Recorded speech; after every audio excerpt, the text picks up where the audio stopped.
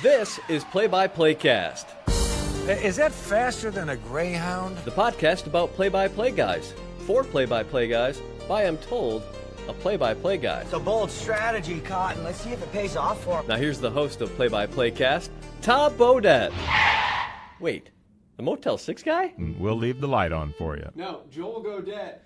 Joe Godet. Joel Joel? with an L. Okay, here's your host, Joel Godet. Don't worry, nobody's listening anyway. Takes it. Back to pass. Blitz coming. In the end zone throws. Got it. Touchdown. Penn State. Jawan Johnson and the Nittany Lions at the wire win it. Back on the pod, everybody. My name is Joel Godet. This is Play-by-Playcast. Thanks, as always, for clicking subscribe and or download and giving us a listen, giving us a rate or a review if you get an opportunity to as well. We had a couple new ones pop up over the last couple of weeks, so thank you if you took the time on iTunes to throw a couple of stars our way or leave a quick little message about your enjoyment or lack thereof of the podcast. Our guest today is Steve Jones. He's the voice of the Penn State University Nittany Lions, and you heard his call right off the top there of the game-winning touchdown against Iowa now, I guess, 2 weeks ago. We did this interview at the end of the week last week, so it was fresh off Penn State's Iowa victory at the Horn, and we will dive into that moment and that call and kind of keeping yourself settled in those moments with Steve Jones off the top here. Before we get into that, I had a flip side experience of that broadcasting just this past week for Ball State football. The Cardinals went on the road and took on the Western Michigan University Broncos. And, of course, if you're a college football fan, you're aware of Western Michigan and P.J. Fleck and Row the Boat and the Cotton Bowl from a year ago. And obviously now, a year later, P.J. Fleck has moved on. He's the head coach at Minnesota. He took Row the Boat with him. Corey Davis went to the NFL. The quarterback at Western Michigan, a young man by the name of Zach Terrell, graduated. However, Western Michigan is still pretty darn good. Curb Your Enthusiasm is back, so pretty darn good. But Ball State walked into a buzzsaw with a couple of NFL running backs on that team still in a very veteran offensive line and fell in a 55-3 ball game. And the one thing that I kept thinking in my brain, because it happened pretty quickly, the opening kickoff of the game, Ball State fumbled on one of the crazier plays I've ever seen. Ball State had the ball basically punched out of our ball carrier's arms, straight up into the sky, and in stride, one of the gunners running downfield for Western Michigan caught it and ran it back into the end zone for a touchdown.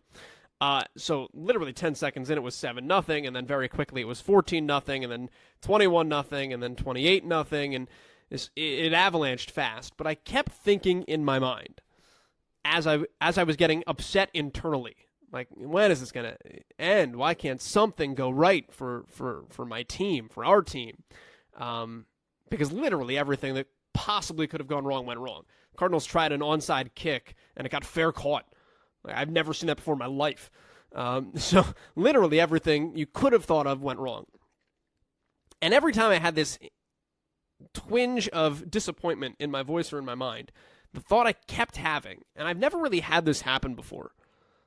Maybe I should have, but I've never really had it happen to this degree. I kept thinking, keep being entertaining, keep being interesting, and make sure you continue to give people a reason to listen. And I'm sure that's always happened. There's the stove sound effects in full swing today. I'm sure it's happened subconsciously throughout my career and everybody's career. But we all have the tendency when you get into a blowout, you get down because you're invested in your team. And obviously that challenges us all as broadcasters. How much preparation have we done? How do we then put it to use? How do we weave stories within action? But the thing I just kept thinking about was stay on it, keep this thing interesting, and keep yourself locked in. And I actually think of all the blowout games I've called in either direction, personally I thought it was one of the better ones that I had done for maybe that very reason. And it was just that continued focus, that continued locked in nature, and not, players always talk about something goes wrong, next play, and as broadcasters, if you misstep a word, next word, next play, whatever, I kind of found myself having that mentality on Saturday. Whatever, next play, regardless of what happens, don't let that affect you up in the booth, and keep things interesting and keep things entertaining. And thought it worked out, and I thought it went well. So just one of those things where I figured I'd share an experience from this past week's broadcasting travails, and hopefully that'll help at least one person out there. If not, point and laugh at me if you wish. In the meantime, let's get to today's guest. And he has been on the side of some blowouts this year because his Penn State Nittany Lions are off to a phenomenal start, including that heart-wrenching, nail-biting, panic attack-inducing game against the Iowa Hawkeyes. But Steve Jones has been in State College his entire professional life. He went to Penn State University, graduated from Penn State University, has worked in State College, has worked in a variety of different roles for a variety of different people and stations and networks, and for Penn State in a couple different capacities. And he does minor league baseball with the State College Spikes, who are a Cardinals affiliate.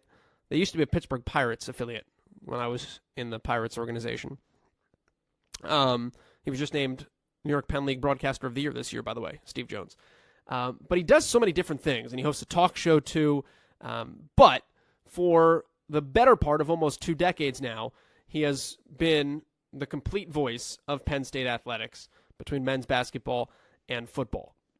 And he's also just got a tremendous approach and a tremendous outlook and tremendous preparation habits and a lot of the kind of wonky stuff that we really enjoy on this podcast. So with the entree of me trying to stay locked in and deal with only the things I could control in my broadcast last week, I bring you this following conversation with the Penn State University voice, Steve Jones, about things you can and can't control in broadcasting, about not being afraid to work with people that make you better.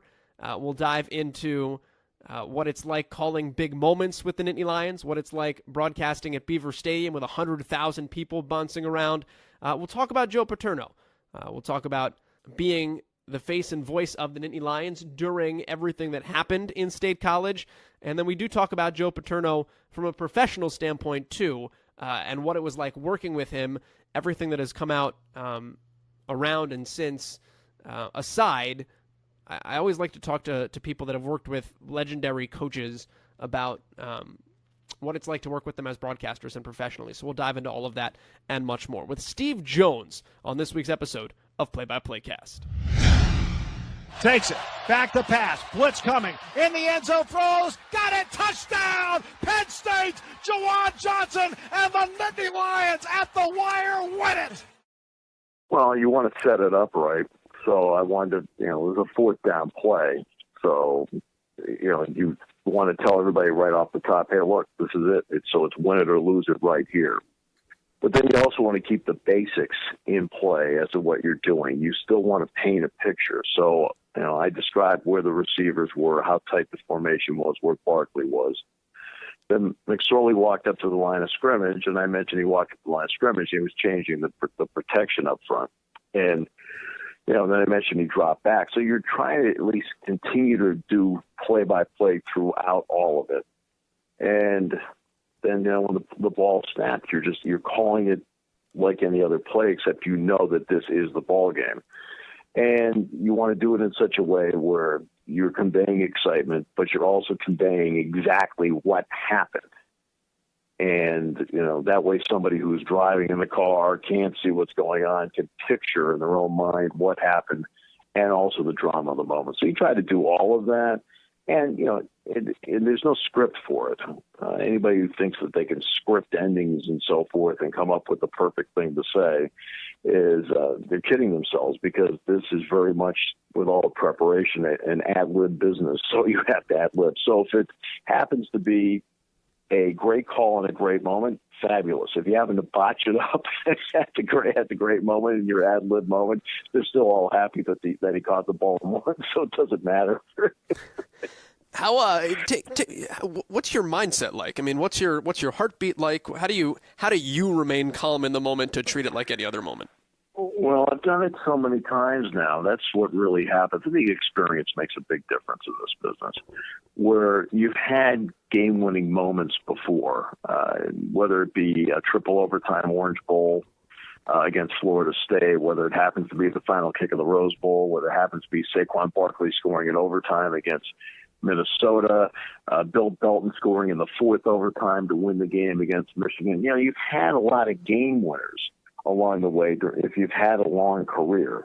So at that point, you do understand, hey, how do I handle a particular moment? Why do I want to say it this way? How do I want to convey that? Each one's a little bit different, but you always rely on the experience you've always had. And I think that's what really helps. You know, game winners in basketball, final shots of the game, both pro and con.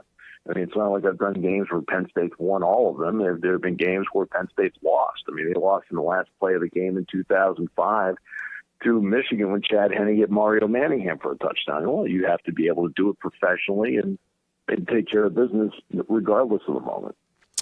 Let's go back, I guess, bigger picture now, and I guess back in time a little bit further. Give me the basis of how did you get good at this? And I know that's kind of a wide-ranging question. But when you dove into this and you went to Penn State and you decided you were going to undertake this as a career, how did you get good? What did you do? And what was your career like to get you to a point where you felt like, hey, I'm a guy that can and should be the voice of the Penn State Nittany Lions? Well, I had great mentors that I listened to along the way. There was a point in 1983 where I became the third guy on the Penn State network. So I was the pregame, postgame, halftime host, scores of other games, do the pregame show with Joe, do the postgame interview with Joe Paterno. And I worked alongside a guy named Gil Santos, who for 40 years was the play-by-play voice of the New England Patriots. Well, he was the play-by-play voice of Penn State football for 4 years. And it was like being in a living play-by-play classroom. And at the same time, I was also doing high school play-by-play.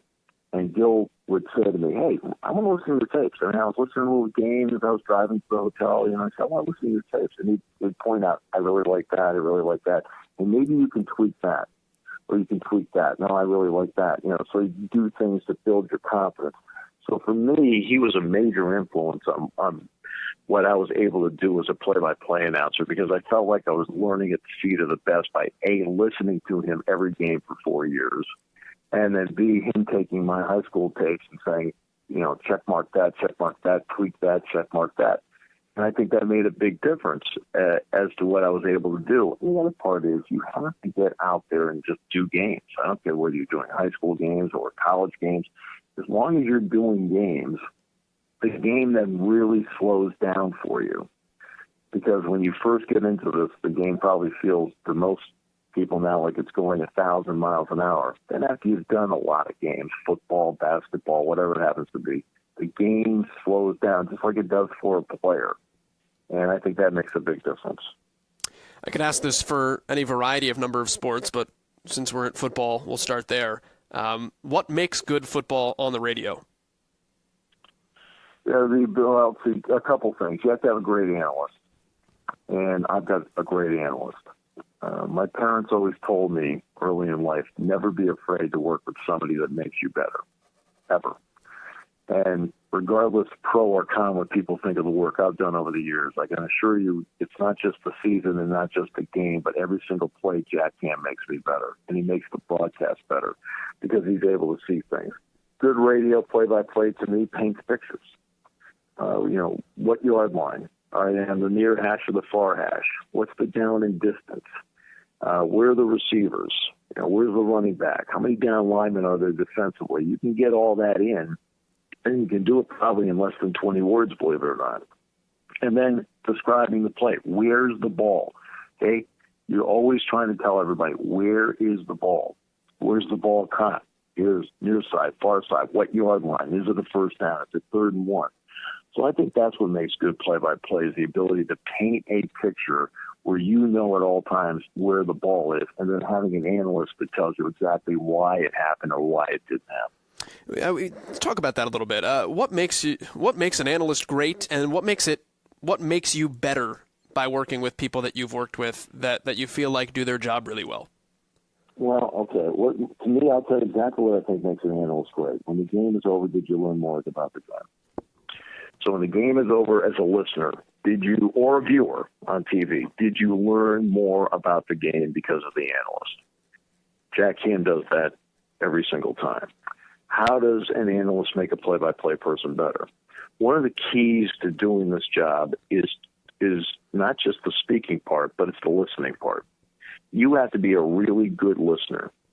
So as you're doing this interview right now, you're listening to my answer, and you may have the next question ready, but I may say something here that then triggers 3 or 4 questions because you're a good listener. When you're doing a broadcast with somebody like a Jack Ham or in basketball like Dick Girardi, when they say something and they see something, it can change the entire tone of what's happening on the broadcast. Where now, Jack sees something, and now I pick up on that, and then we start talking about it in subsequent plays as to whether that trend or that key is playing out. And that's why an analyst, can really make such a difference, not only in the game, but in the broadcast itself and to the play-by-play person, as long as the play-by-play person is listening. How much of that falls on you to some degree in terms of bringing it out of an analyst and bringing it out of the person you're working with? Or is it more just give them the room to shine and then be able to play off of that? I think you have to give them room. I've never been a person that says, hey, look, the ball's being snapped, I need to have it now. About 20 years ago, Jack and I were doing a Penn State Pitt game, and it was the first year we were working together, so it was like the 4th game we've been working. And in the first half, he's rushing, and it's the only time we ever talked about the broadcast, ever. And I pulled him aside at halftime and said, can I talk to you for a second? He says, yeah. I said, why are you rushing so much? He says, I just want to make sure you get it back. I said, Jack, I could care less. I said, if you're done with a point and they're still in the huddle, I'll say more to set things up. I said, if you make a point and it carries into the next play, I'll just pick it up where it is. I said, everybody needs to hear what you have to say, and then I'll take it from there. All right, there'll be times where I'll see something and I'll ask him a question, so lead him into something because it's something I observed along the way. But I want the analyst to have free reign to talk along the way, and it doesn't have to be, okay, they're going to snap the ball, I need it. Back with that. I feel that the analyst is an incredible difference maker in all this, especially the people I work with.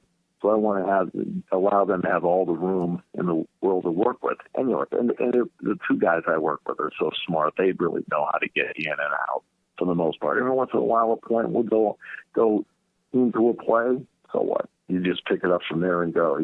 You have to be out there at all times, having each other's backs always, and you have to be out there as a team.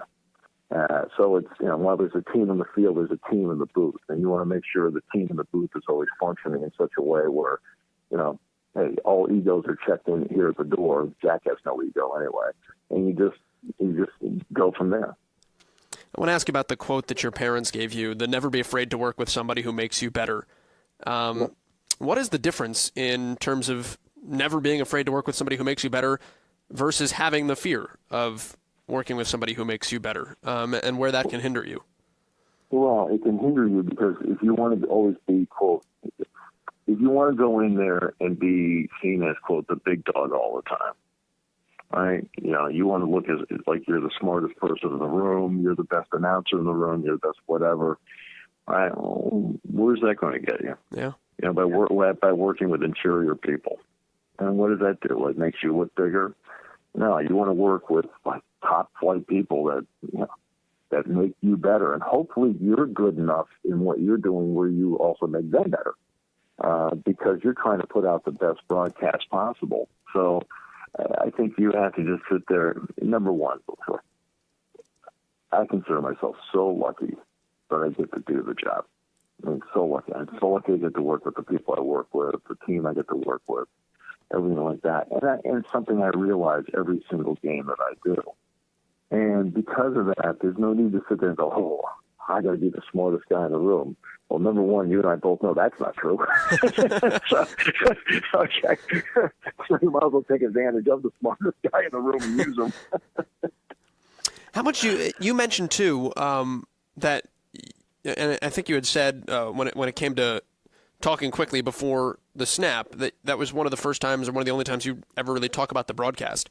How much do you and Jack, or you and Dick, talk about what you do, just in terms of trying to get yourself on the same page and making sure you've got, I don't want to say product because that sounds crass, but the best product that you can get, or how much of that has just been created over time because you guys have done this a lot together, you've felt each other out, you've gotten to know each other as people, and that translates onto the air? Well, the last part's really important, but you know what's interesting about this is that there's certain elements in this. Let's just take this to a classroom, okay? Because I teach a broadcasting class here at Penn State. So there are two things I really can't teach you how to do. Number one, I cannot guarantee you a perfect formula to get you a job. And number two, I said, I can't tell you how to develop chemistry with anybody. I said, it either is there or it's not. I said, you may be working, so you may have perfect chemistry with your best friend, and you go out and you work with your best friend, and the chemistry is perfect. Or you may go out there with your best friend, and for whatever reason in a broadcasting setting, it doesn't work. I said, no, also they put a perfect stranger in there, and for whatever reason, you two have chemistry. I said, there's no rhyme or reason to it. So for me, the chemistry I have with Jack Ham is off the charts and has been since the very first game. The chemistry with Dick Girardi in basketball has been off the charts ever since the first game. And we never talk about the broadcast. Never. We just, in casual conversation, talk about, let's talk about the scandal of Louisville. What the heck's going on there? Or Jack will talk to me. He says, what's happening with this guy or that guy? We'll always just talk about just normal things that guys would sit around the table and talk about on a Friday night before a game. That's what we do. And we never talk about, hey, let's go in with this game plan on the broadcast. There's such trust, in the booth, that there's no need to do that because he trusts where I'm going to go. I trust where he's going to go. And the same thing with Dick Girardi. Now, Dick will tell you that the first game that we did together was a tournament in Milwaukee at the Bradley Center. And I had done a game at Indiana the day before, and I drove up to Milwaukee to do the game. And he said, hey, maybe we should talk about the broadcast. I said, sure. And Dick is such an intelligent, laid-back guy. He says, so how's this going to work? I said, well, I'll talk, and then you'll jump in, and you'll talk, and I'll talk, and then you'll talk some more. And then he looks at me, and he says, that's legendary. And he always tells everybody, he says, the legendary beginning. He always refers to that story. And that's exactly what we've done. Because there'll be times during the course of a basketball game, he'll be talking, and the guy goes slam dunk. Again, you just can't sit there and go, hey, that's my territory. There is no territory. There's two guys on the air doing the game together. There's no territory. Yeah, there's a specific job for everybody. But if you start out there and start marking down, hey, this is where I need to have it, it just botches the whole thing up, in my opinion. Let's play off of that a little bit because you had talked about the don't be afraid to work with someone who can't make you better, or who can make you better. And I read the article that had the life lessons in there. That was life lesson number 4. Life lesson number 3 from your dad was not to worry about things you can't control. I guess that being one of them.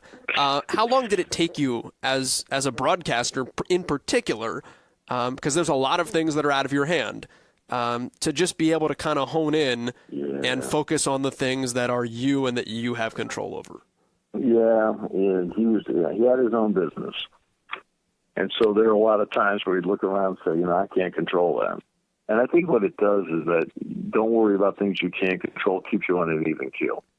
Because if you start trying to, in your mind, I can't control this. Well, if you can't control it, then what are you worrying about it for?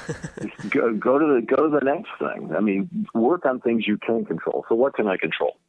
I can control my preparation every week. So I can control that.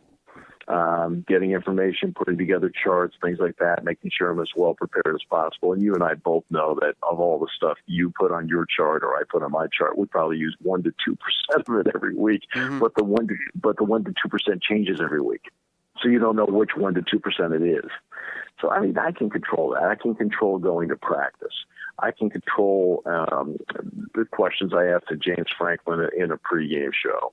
I can control, for the most part, what I'm saying on the air. Every once in a while, he'll at the end of the first half say to yourself, "Oh my goodness, I got to be better in the second half." So you just go with what you can control. If there's a technical glitch, I can't control that. I can't fix it. So why do I get upset about it? I can't get upset about that. I mean, the people that can fix it, I just have to have confidence that they'll fix it. Me getting mad about it. Oh, well, now what good does that do? Right? Because, well, if you're so smart, why'd you fix it? I can't. So I don't worry about it. Jack Ham always kids all the time says your heartbeat's always 45. I'm okay. So, yeah, and I've always taken that target. I watched how he handled things in his lifetime, and it always makes sense. That's one of those things. We had a conversation last week 2 weeks ago on the podcast about broadcast superpowers, and like everybody that is a broadcaster has that one thing that is their superpower, so to speak. I would think being able to just kind of block out things you can't control is probably up there as one of them. Either, yeah, you have to along the way, because your job is to lock in and do the game. When it's all said and done, you're trying to give the game the justice it deserves. You're trying to do a really good job and be as prepared as possible. And when the game's over, we'd say, boy, I really enjoyed listening to that game. And a big reason why is you enjoyed listening to the game probably is the great job the engineer did, because they got the sound, and they had the producer who ran a smooth broadcast saying, hey, it's got to be, hey, don't forget you got to read this card at this particular point. A guy like Jack Ham, a sideline reporter like Derek Williams. We only have 5 people on our broadcast team. That's what we have. So, and everybody does just a great job carrying me. They all have huge shoulders.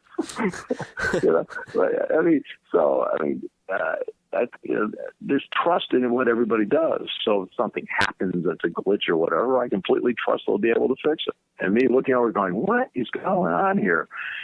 What does that do? Except create more tension. So there's no need to have more tension. I want to ask you about your prep, because I was reading about you again, and one of the things that really caught my eye was that you do prep in the spring for everything in the fall. Yes. Take me through that, because that surprised me a little bit, and I'm curious how and why that works for you. Well, maybe we'll take a perspective from a team, and this is for football and basketball.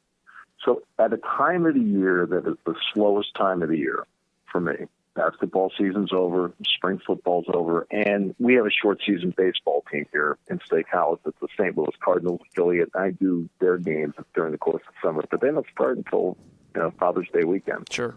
So I've got a little bit of time in April and in May to calmly sit down and say, okay, let's look at Ohio State. JT Barrett's their starting quarterback. Let's see, how many 100-yard rushing games did he have last year? How many 200-yard passing games did he have last year? What's his new career high in passing in a game? What's his new career long? What's his new career high in rushing? What's his new career long run? Things like that, where I can start the season with everybody completely up to date from last season, because I've already done the research and it's always on my chart. That way, when I get to the week of the game, let's take Indiana, which is this week, I can update everything Richard Lego's now done this season and add it into the career stuff I already had down. So his career high is 496 yards passing. Well, that hasn't changed this year. It's still his career high. So instead of, quote, wasting the time on the game, we go, okay, what's his career high again? I've already got it. And it's already sitting there, so I don't have to change that. He has 9 career 200-yard passing games, 1 this season. So he had 8 coming into the year. He's got 1 now, so he's got 9 and 1. So that's how I'm able to do that. Now, do you have to add in somebody like a Morgan Ellison, for example? Yeah, I have to make sure he's added in there. True freshman now playing the tailback for Indiana. Now you go to the other side of the ball. T. Gray Scales. T. Gray Scales has 6 career interceptions. He doesn't have any this year. In fact, Indiana doesn't have any interceptions this year. But he's got 6 career interceptions. I didn't have to change that on my chart when I brought it up this week. I had to put in his tackles and his tackles for losses and his sacks for the season. But I didn't have to change the 6 number. It's right there, so I didn't have to waste my time to look it up again. I already had it. So if something happens in the game, it was already set to go. The same thing with basketball, which career high in points, which are career high in rebounds. How many double-figure games do you have in your career? How many double-figure rebound games? How many 20-point games do you have? And then when the season starts, okay, pick a player, any player out there, and he's had 5 20-point games in his career. Well, he's already got 3 this year, so now he's got 8 and 3. So they already had the other number to add in. So it just allows the prep in a game week where life is more compressed to have already taken care of certain things. Your height, your weight, your class, your hometown. I do all that in the spring. That way I've already got it ready and don't have to, quote, waste time in a game week trying to look it up and find it. What does it do from a familiarity standpoint? Because I would imagine there are weeks, and especially this happens when we get into conference play. We've got Western Michigan this week. A lot of the guys are the same. I know them. I'm familiar. Memorizing numbers and information is easier because it rolls over. Does that make it easier for you when you get to the fall and things are nuts, that you've already seen everything and it's already kind of been in your brain for a couple of months? Yeah, no question. Well, no question. I mean, I don't sit there and look at it until I get back to the week itself, because I watch a lot of game tape. I mean, I've already watched a couple of games for Indiana already this week because I wanted to see it. I look at Peyton Ramsey, to see what Lego's done so far, a little bit on the defense as well.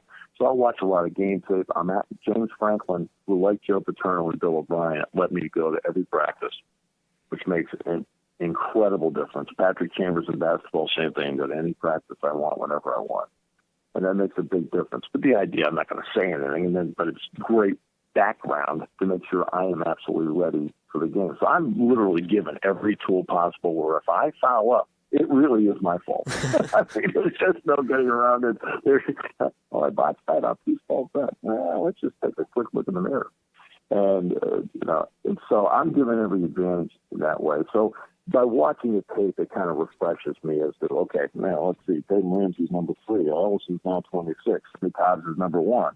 Donovan Hale's number 10. Thomas is 8. Boy, Thomas, they use him really a lot around the goal line. Things that may come up on the pregame show, may come up, I'll say to Jack Ham or Jack, they really use Thomas down in the red zone a lot, and he'll take off from there to be smart. He's seen the same thing I have. So, yeah, I mean, for me, it works, and it keeps me ahead of the game, because on game week, you can easily fall behind.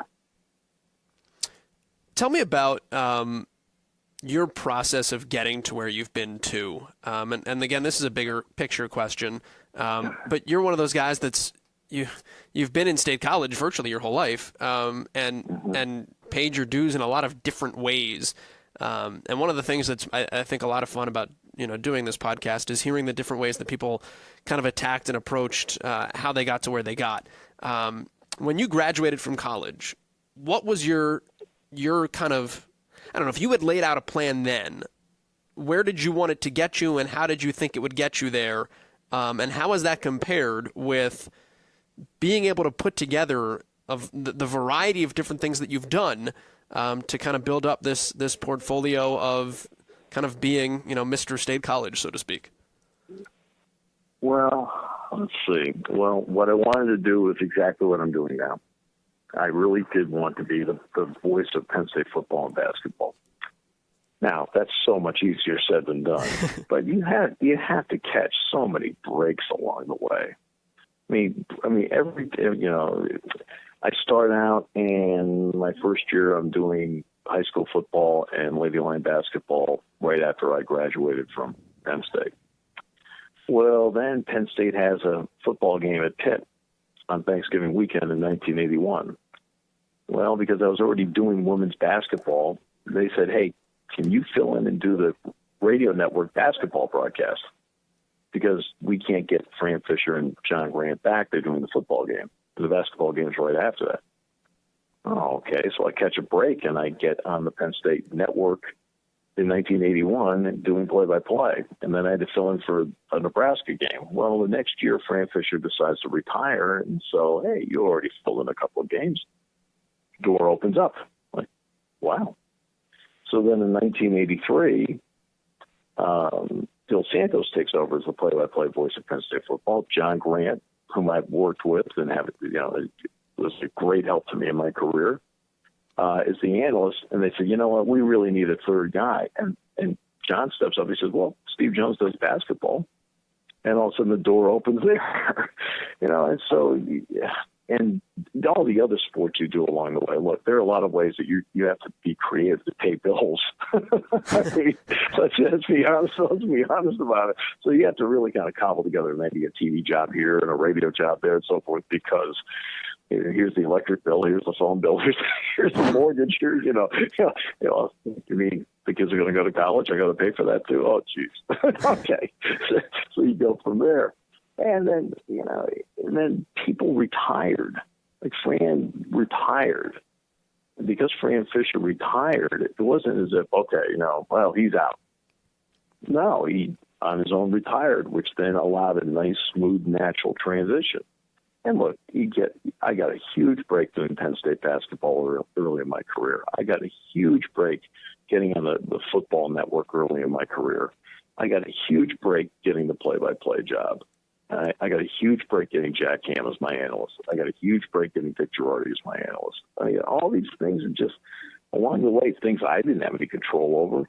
And you always have to have somebody that says, you know what, I think we'll go with that guy. Because they could pick anybody. It's like, I think we'll go with that guy.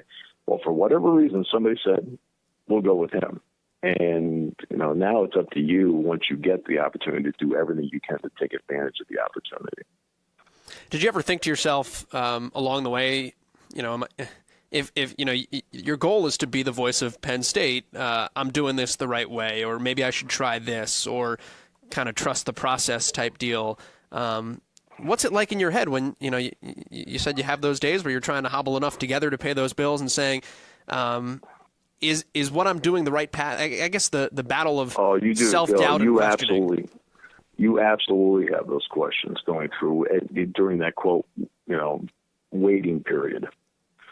Because, nothing's handed to you. And my parents always taught me so much about, hey, look, work ethic is critical. Work ethic is critical. Loyalty is critical. They talked about all these things to me growing up all the time. So I figured if I kept working hard, maybe somebody would notice. All right.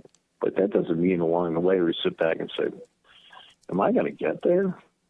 And you ask yourself, I don't know. Now, you have to have confidence in your own ability. And you keep saying to yourself, hey, look, if they just give me 1 year, I can show them I can do this thing. Right? But, again, it comes back to, will the opening happen? And will somebody say, you know what, let's give that guy a shot?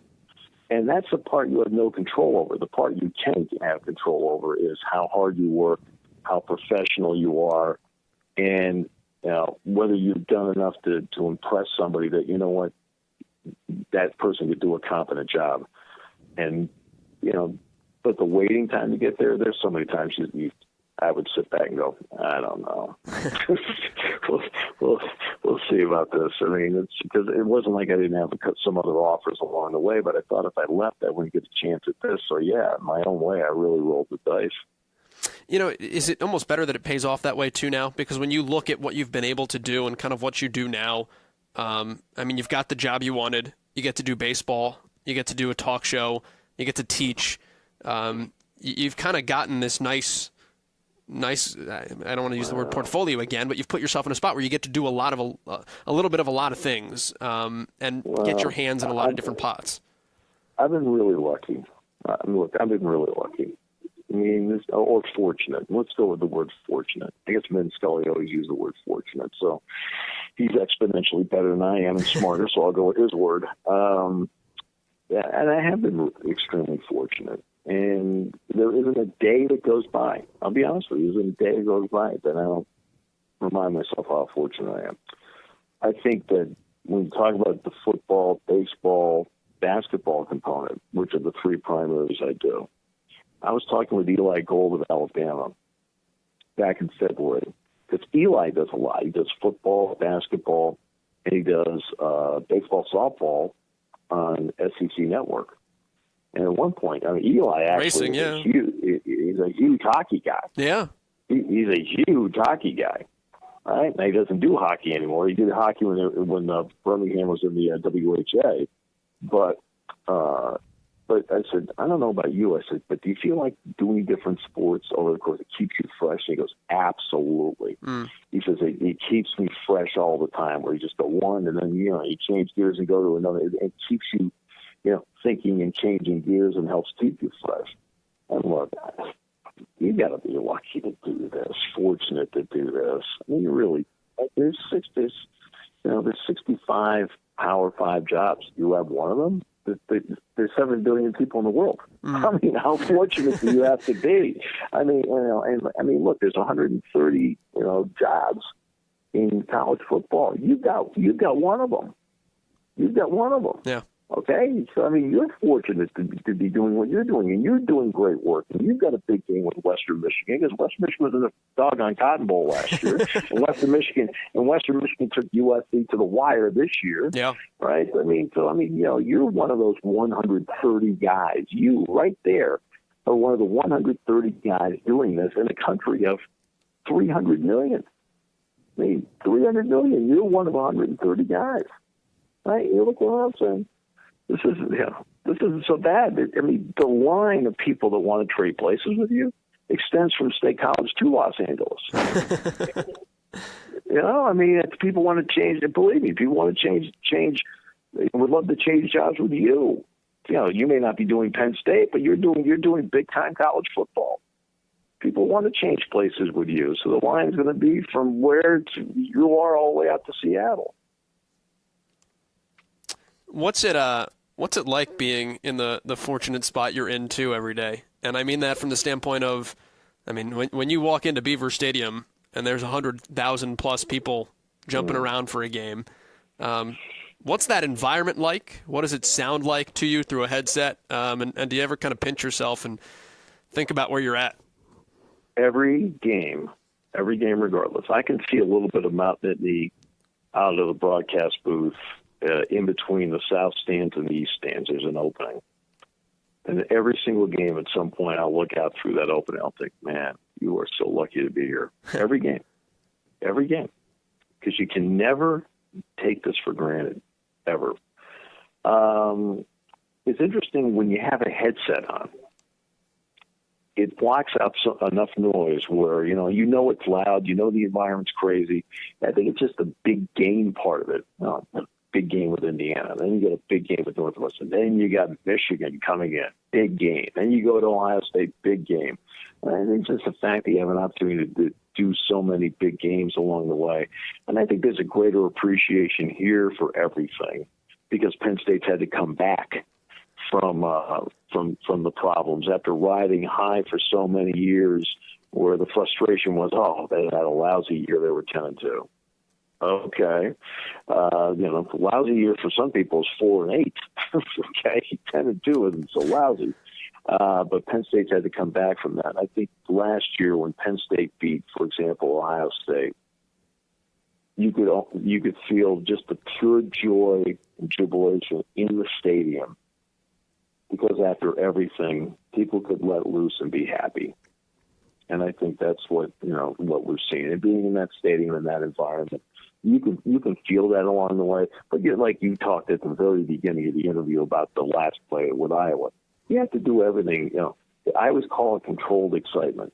You have to be excited at certain moments, but at the same time, you have to be the coolest guy in the building, making sure you're saying the right thing at the right moment.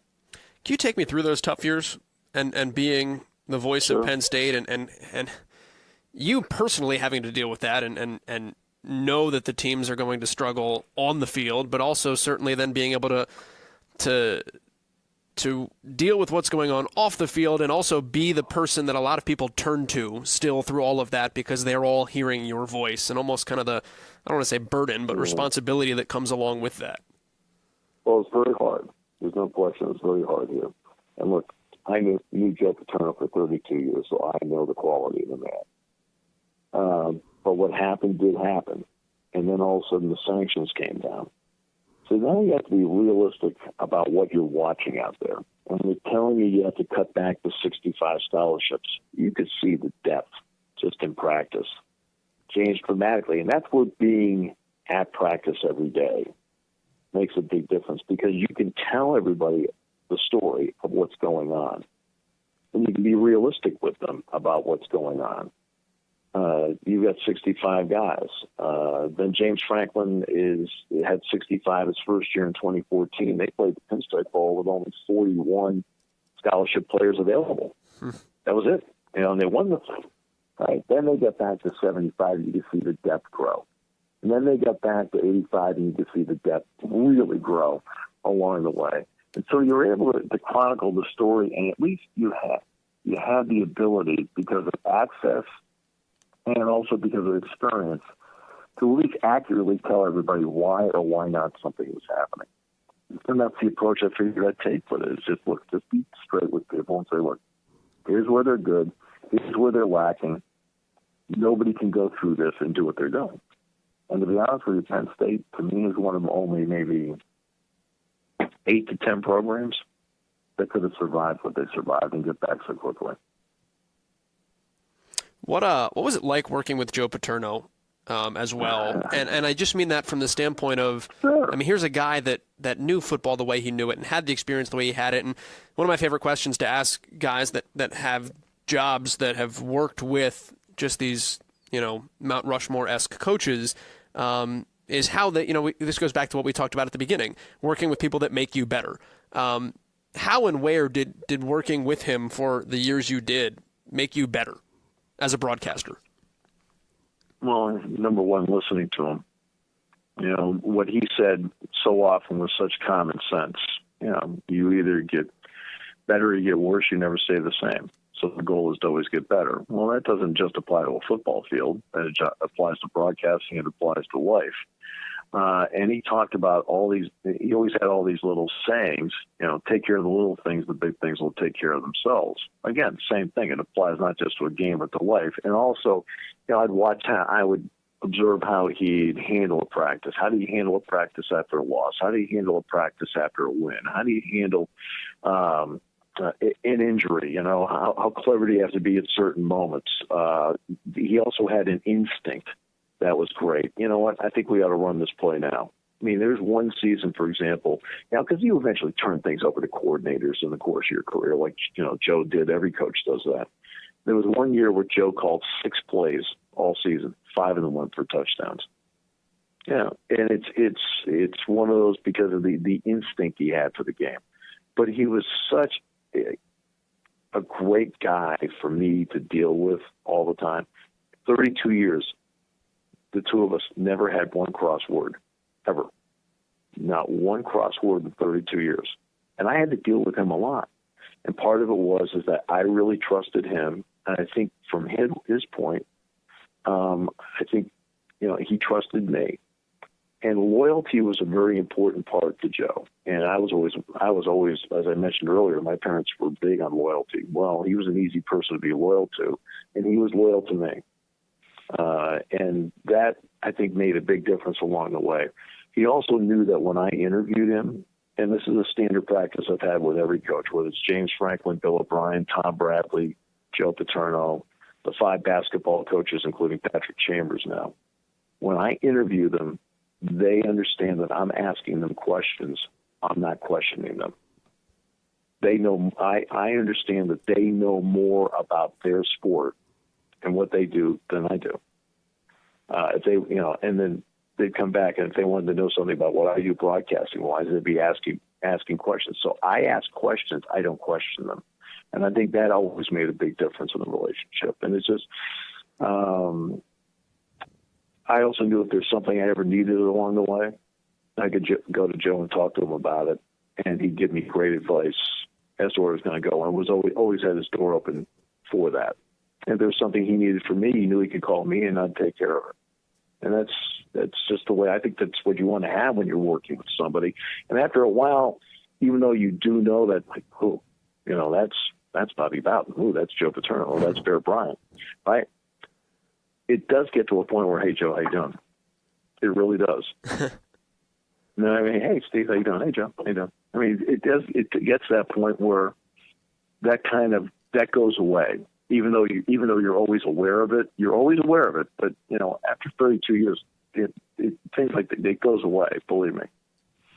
They just become people. Yes, right, exactly. hey, how's Sue doing? How are the kids doing? Hey, I heard, heard something happened with one of Mary Kay's kids. How are they doing? Or he'd say to me, hey, Steve, how's Jen doing? Things like that. Best moment at Penn State. Best moment you've been able to call when that's hard to whittle them down, but are there a couple that say to you, like, we talked about, being fortunate, where you take a look back and be like, God, I was fortunate to be a part of that one. How much time you have? Well, it's really how much time you have. Yeah. Well, football-wise, obviously, I was part of the broadcast team in '86 when they won the national championship. And, they had so many big games along the way, big win over Notre Dame, a big win against Maryland. And then in my play-by-play time, Joe won his 324th game to surpass Bear Bryant. He won his 400th game. He won his 409th game. I've done a triple overtime Orange Bowl between Penn State and Florida State. The 2005 game with Ohio State in Beaver Stadium was incredibly electric. The 2008 game at Ohio State was like that. And the 2016 game with Ohio State was like that. Doing the Big Ten championship game this past year was an incredible moment that Penn State got there, fell behind, won it. Those are all things along the way that stick out to me as moment. Larry Johnson going over 2,000 yards in a season, which had never and still has never happened here at Penn State. It's the only time it's ever happened. Having a great moment like that happen for an individual, and seeing how the stadium was on that November day when he went over 2,000 yards in a season. Basketball-wise, the NCAA tournament games. Penn State beat North Carolina one year in the NCAA tournament. They beat UCLA another year in the NCAA tournament. And so they picked up big wins like that. Winning the NIT at Madison Square Garden in 2009 was another big moment for the basketball program. So, along the way, if you ask Don Fisher or Matt LePay or Paul Keels or Gary Dolphin, who are all gold standard guys, they got a list a mile long of accomplishments like that. And I can tell you right now, those guys I just mentioned probably call them with complete perfection. How do people follow you or get in touch with you on social media? Any of those things? If they want more Steve Jones in their life. I am not the greatest social media person on the planet. I actually do have. I do have a Facebook page, which I never post. But I was told years ago, and believe it or not, it was by Joe Paterno. But hey, look, he said, Steve, get your own Facebook page. I said, Jay, why do I want to do that? He says, do this for the domain. He says, you don't want somebody creating a Facebook page and posting all this stuff and it's not you. Okay, so I did that. So people post all over my Facebook left and right. I never post anything. I have a Twitter account at Steve Jones PSU. I've never posted anything on it. Now I do have somebody that's a producer for the talk shows I do, and they'll put on there, hey, don't forget, coming up today, we're going to have on the show, and Brad Nessler. Like, for example, I've got Brad Nessler on my show next week. Brad Nessler's going to be on Tuesday show. Did they do that? I don't do any of that. So I'm the social media desert. and in this era of social media, which is so important, it really is. I know it is. I talk to my students about how important it is. And I talk on my show about how important it is. I am just, I'm a big zero on it. Honestly, you're probably better for it. It's a rabbit hole that you can never climb out of. So yeah, I understand that, but when I got an iPhone a few years ago, people said to me, "Welcome to the 21st century." How does it open? I keep trying to flip it, and nothing happens. Right, Matt Millen has a flip phone. Hey, more power to him. Matt Millen has a flip phone. He's very proud of it too. But I just haven't had any inclination to go that direction. Now, I do know it's important. It's not that I don't, but I just never have and there's a feeling of inner peace. I don't blame you one bit at all. Well, because I've had people say, you could tweet before the game, hey, this guy's not warming up, that guy's not warming up. And I'd say, well, isn't that what the pregame show's for? Yeah, I was like, yeah, just turn on the radio. So. Don't reduce me to a tweeter. Yeah, that's right. Top things off today by going back to almost the beginning of that conversation. Many thanks again, by the way, to Steve for taking the time last week to sit down and do this podcast and have this discussion.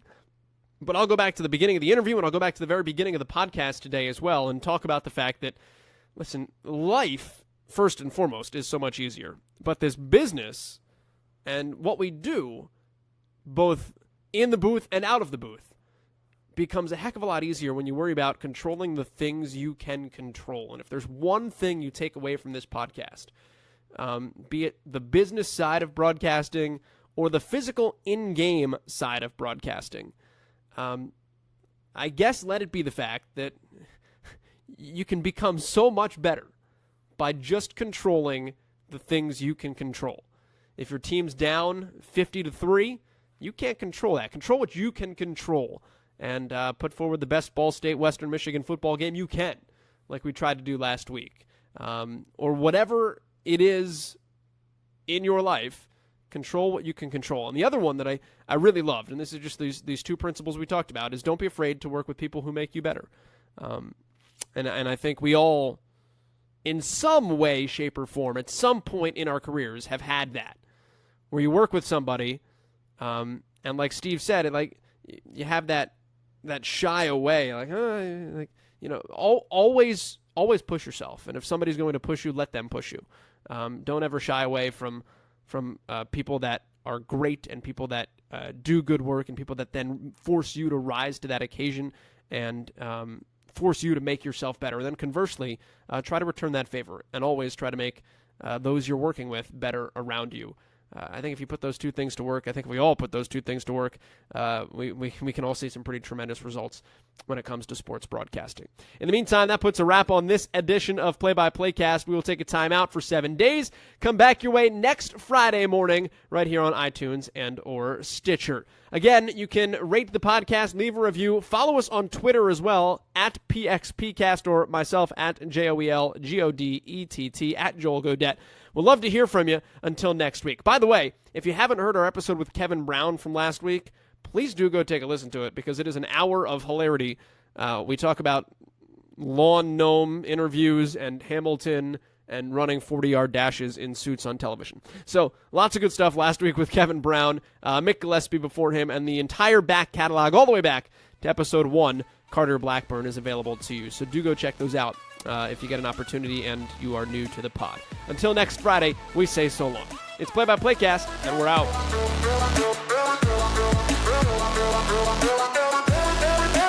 And that will do it from St. Louis, where the score is inconclusive.